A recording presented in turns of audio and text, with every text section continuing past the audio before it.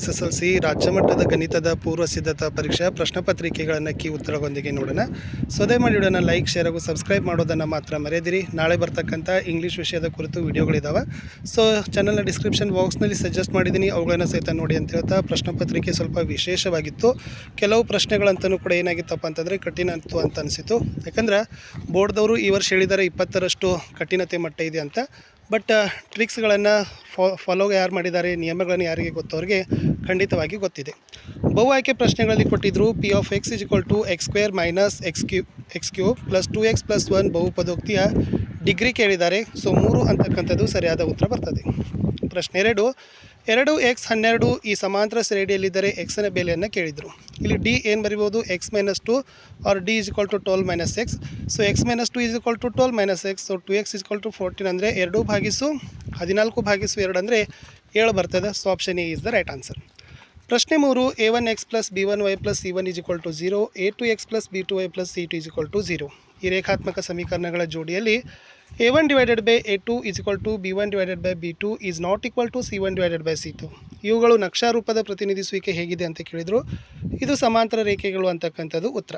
4ನೇ ಪ್ರಶ್ನೆ, ತ್ರಿಜ್ಯ r ಮಾನಗಳನ್ನು ಹೊಂದಿರುವ ಗೋಳದ ಘನಫಲವನ್ನು ಫಿ ಕಂಡುಹಿಡಿಯುವ ಸೂತ್ರ ಕೇಳಿದರು. ಸೊ v = 4/3 πr³ ಘನಮಾನಗಳು ಅನ್ನೋದು ಉತ್ತರ ಬರ್ತದೆ.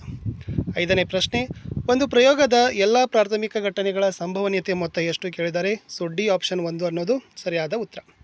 6ನೇ ಪ್ರಶ್ನೆ, x² + 4x + 4 = 0 ಈ ವರ್ಗ ಸಮೀಕರಣದ ಶೋಧಕದ ಬೆಲೆ ಕೇಳಿದ್ದಾರೆ. ಸೊ 0 ಅಂತಕ್ಕಂಥದ್ದು ಉತ್ತರ ಬರ್ತದೆ.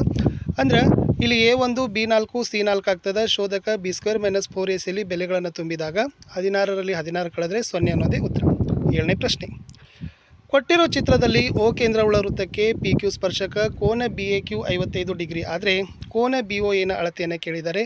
ಸೊ ವೆರಿ ಈಸಿ, 110 ಡಿಗ್ರಿ ಅನ್ನೋದನ್ನು ನಾವೇನು ಮಾಡ್ಬೋದು, ಬರಿಬೋದು. ಮುಂದಿನ ಪ್ರಶ್ನೆ, ಅಂದರೆ ತ್ರಿಭುಜದ ಒಳಕೋನಗಳ ಮೊತ್ತ 180 ಇರ್ತದೆ. ಸೊ ಆಬ್ವಿಯಸ್ಲಿ 70 ಹೊತ್ತಂದ್ರೆ 110 ಅನ್ನೋದು ಉಳಿತದೆ. ಇಷ್ಟು ಈಸಿಯಾಗಿ ಗೆಸ್ಸನ್ನು ಮಾಡ್ಬೋದು. ಇನ್ನು ಮೂಲ ಬಿಂದು 00 ಇಂದ PABಗೆ ಇರುವ ದೂರ ಕಂಡುಹಿಡಿತಕ್ಕಂಥ ಸೂತ್ರ ಕೇಳಿದ್ರು. √a² + b² ಅನ್ನೋದು ಉತ್ತರ ಬರ್ತದೆ. ವೃತ್ತ ಛೇದಕ ಅಂದರೆ ಏನಂತ ಕೇಳಿದ್ದಾರೆ. ವೃತ್ತದ ಪರಿಧಿ ಮೇಲಿರುವ ಯಾವುದಾದರೂ 2 ನಿರ್ದಿಷ್ಟ ಬಿಂದುಗಳನ್ನು ಕತ್ತರಿಸುವ ಸರಳ ರೇಖೆಯನ್ನು ಏನಂತ ಕರೀತಾರೆ, ವೃತ್ತ ಛೇದಕ ಅಂತ ಕರೀತಾರೆ. 10ನೇ ಪ್ರಶ್ನೆ, ಥೇಲ್ಸನ ಪ್ರಮೇಯವನ್ನು ನಿರೂಪಿಸಲಿಕ್ಕೆ ಕೇಳಿದ್ದಾರೆ. 2 ಸಮಕೋನೀಯ ತ್ರಿಭುಜಗಳಲ್ಲಿ ಯಾವುದೇ 2 ಅನುರೂಪ ಬಾಹುಗಳ ಅನುಪಾತ ಯಾವಾಗಲೂ ಒಂದೇ ಆಗಿರ್ತದೆ ಅನ್ನೋದೇ ಥೇಲ್ಸನ ಪ್ರಮೇಯ ನಮಗೆ ಹೇಳ್ತದೆ.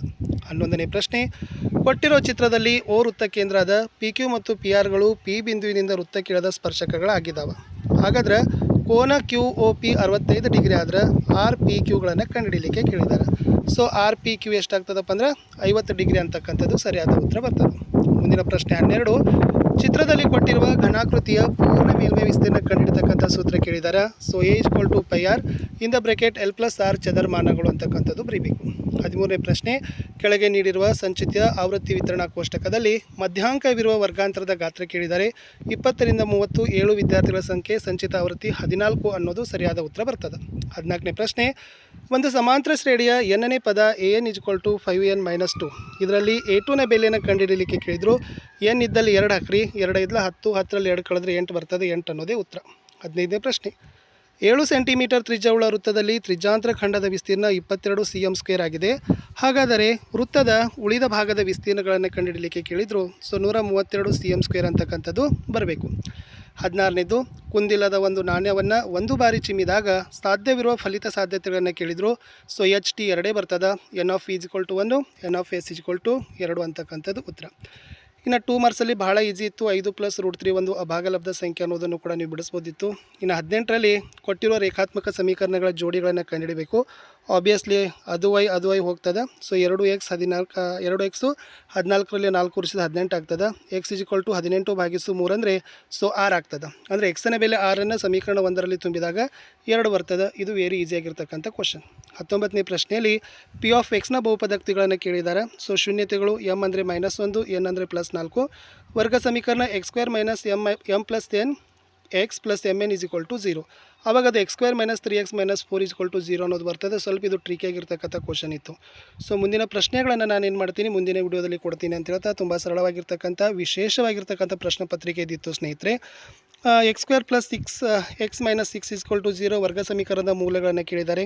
ಆಮೇಲೆ 21ರಲ್ಲಿ 3, 7, 11 ಈ ಸಮಾಂತರ ಶ್ರೇಣಿಯ ಮೊದಲ 20 ಪದಗಳ ಮೊತ್ತ.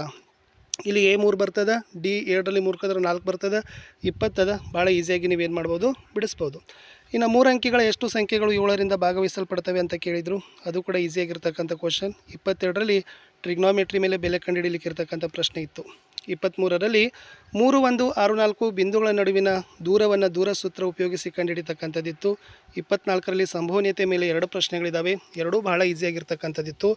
ಒಂದು ಚೀಲದಲ್ಲಿ 3 ಕೆಂಪು ಚೆಂಡುಗಳು ಆಮೇಲೆ 5 ಕಪ್ಪು ಚೆಂಡುಗಳಿದ್ದಾವೆ. ಚೀಲದಿಂದ ಯಾದೃಚ್ಛಿಕವಾಗಿ ಒಂದು ಚೆಂಡನ್ನು ಹೊರತೆಗೆಯಲಾಗಿದೆ. ಹೊರತೆಗೆದ ಚೆಂಡು ಕೆಂಪು ಆಗಿಲ್ಲದ ಸಂಭವನೀಯತೆಯನ್ನು ಕೇಳಿದರು. ಆಮೇಲೆ 12 ದೋಷಪೂರಿತ ಪೆನ್ನುಗಳು ಆಕಸ್ಮಿಕವಾಗಿ 132 ಉತ್ತಮ ಪೆನ್ನುಗಳೊಂದಿಗೆ ಸೇರಿಕೊಂಡಿದ್ದರೆ ಯಾದೃಚ್ಛಿಕವಾಗಿ ಒಂದು ಪೆನ್ನನ್ನು ಗುಂಪಿನಿಂದ ಹೊರತೆಗೆದಿದೆ.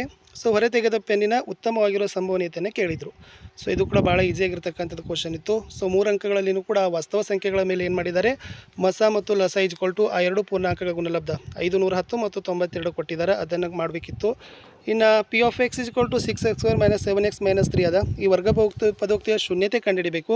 ಆಮೇಲೆ ಶೂನ್ಯತೆ ಮತ್ತು ಸಹ ಗುಣಕಗಳ ನಡುವಿನ ಸಂಬಂಧವನ್ನು ಬರಲಿಕ್ಕೆ ಕೇಳಿದರು. ಅದು ಕೂಡ ಭಾಳ ಈಸಿಯಾಗಿರ್ತಕ್ಕಂಥ ಪ್ರಶ್ನೆ ಇತ್ತು.